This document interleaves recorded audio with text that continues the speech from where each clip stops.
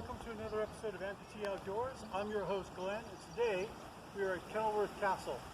Now I remember coming here as a boy with my family, and it was one of my favorites when I was a kid because we could just wander around and walk all over the place and climb whatever we wanted with nobody to tell us not to.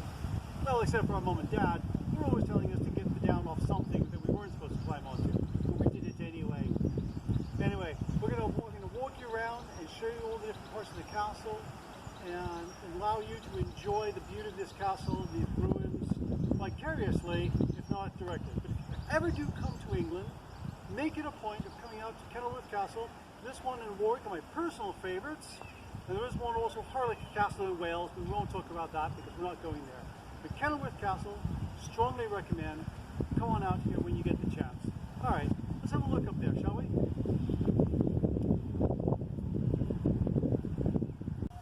So this is what the castle looked like when it was all together and not blown apart. And I'm going to pan up so you can see what it looks like now. I hope this comes through all right. I'll change my angle a little bit later and see if you can get a better view with the lighting.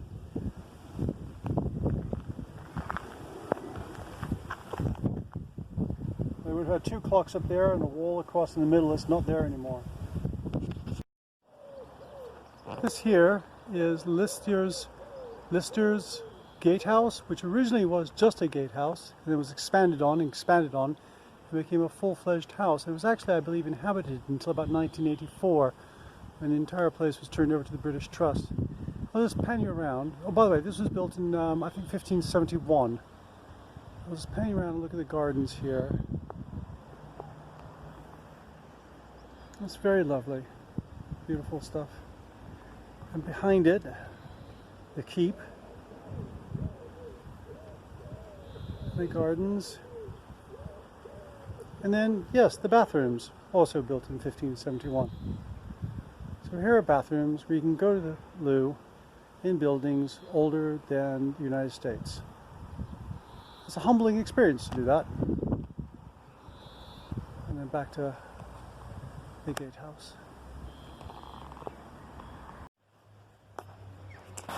So this part here, the keep, built by the Sheriff of Warwickshire, is the initial part, built in the 1100s. And then about 100 years later, a gentleman named Gaunt built this part here and the wall that goes around the castle. And then to impress Queen Elizabeth I, Robert Dudley, the Earl of Leicestershire, I think, and he built this place to try and impress her because he wanted to marry her. But of course she didn't. He was very disappointed. And that's the wall that was built around. And behind those trees there is the old coach house and stables, which is now a nice restaurant.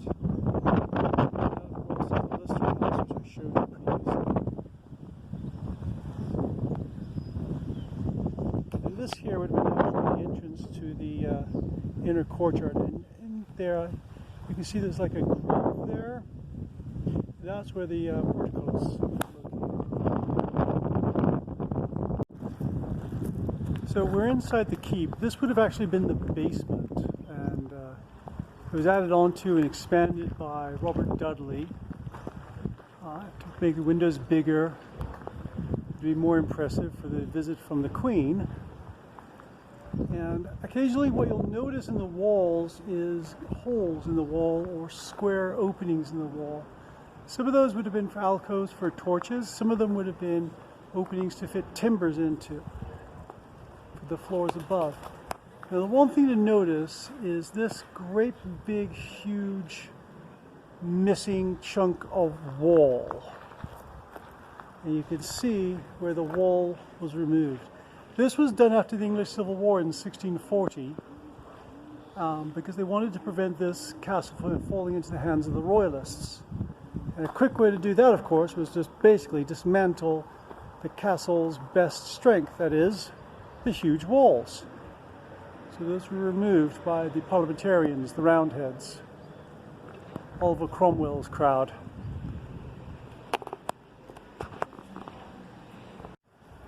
Now up there you see the castle wall that was taken out by parliamentarians, and that was there when Robert Dudley built all of this garden to impress the Queen when she came through on her tour through England in the summer. And he did a lot to impress her. He went all out.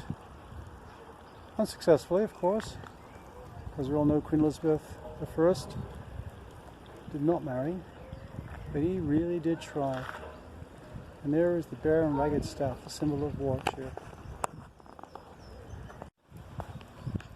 Now this is a view from the gardens that Dudley built towards the castle. And it's hard to imagine how stately it looked in those times. It took a lot of damage during the English Civil War in the 1640s. But it must have been beautiful.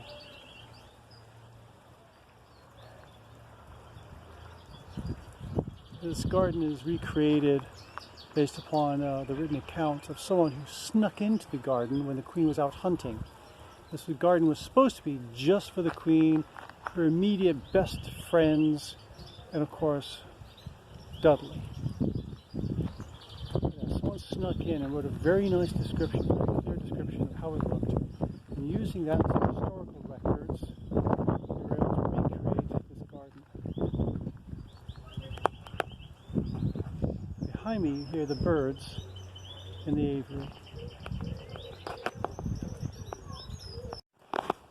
Earlier I mentioned how there were cutouts into the wall where the timbers were to support the floors, and you can see here there's a door there and a fireplace, and those squares cut into the wall underneath where the fireplace is would have had the support beams that would have held up the floor above me.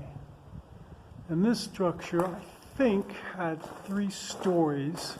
The one I'm in right now, the second one, the third one, you can see the holes up there where the beams would have been to support that wall, that floor. So here's another example of that. We've got a fireplace there and the holes on either side of it. Going up, another fireplace, and the holes above that for the support beams.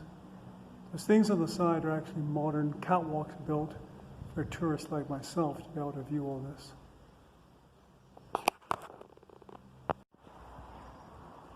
So I've climbed up to what would be the second or third story. There's another story up above me. And you're probably wondering what those holes in the wall are. Those are believed they would have had frieze kind of display three-dimensional figures on the wall. And this would have been the chamber for Her Majesty Queen Elizabeth I, with a very ornate and large fireplace right there, where she would have entertained visitors on a state level. And up there, you can see some of the wood still in the castle itself, and the openings there where some of the main beams would have been. I'm standing in now what would have been the Queen's private bedchambers, accessible only by Her Majesty and her ladies-in-waiting. And this would have been one of the huge windows that would have illuminated her room and the view that she would have looked at. The view we're looking at here, except perhaps the telephone poles in the distance, is very similar to what she would have seen. Rolling hills, cattle in the background, maybe some sheep, and rows of trees and bushes dividing up the farms. Some parts of England haven't really changed in a few hundred years. Some parts dramatically. But some of the countryside, much as it was then.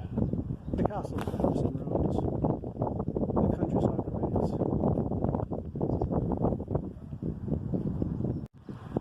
So I'm up at the very top part that you can reach. The timber sticking out there, probably one of the originals of this room. And the view outside of the window to the rest of the castle. I'll just pan this around, give you a good view.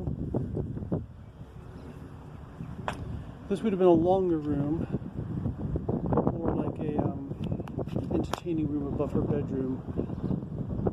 And there would have been other walls here, of course, coming up from those parts down there, so that she could then look through the large windows and enjoy the scenery and entertain her guests. It is quite windy up here. Got a good amount of breeze blowing. So they would have had cold walls in the winter time, which is why they would have tapestries against the walls for insulation. These holes are made for support beams in the wall. There's some holes, and there's some of the old support beams. Now remember, this is good solid oak from the forest around here. Hardy wood that lasts a good long time. It would have been treated prior to being used.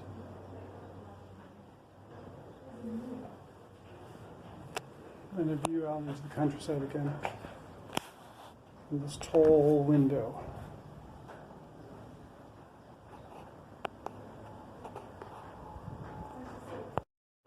So I'm in your courtyard. I'm just going to wrap this up now. There's the original keep. Part of the stuff built later in the 1200s, 1300s. And if you've enjoyed this video, give me a thumbs up, hit that subscribe button. And any questions or comments you have, please put those in as well. As always, I hope you've enjoyed this. And at the end of the video, I'll also include some snippets about information about Kenilworth Castle. As always, I hope to see you out in the outdoors, enjoying nature, or if you're visiting a place like England, enjoying the history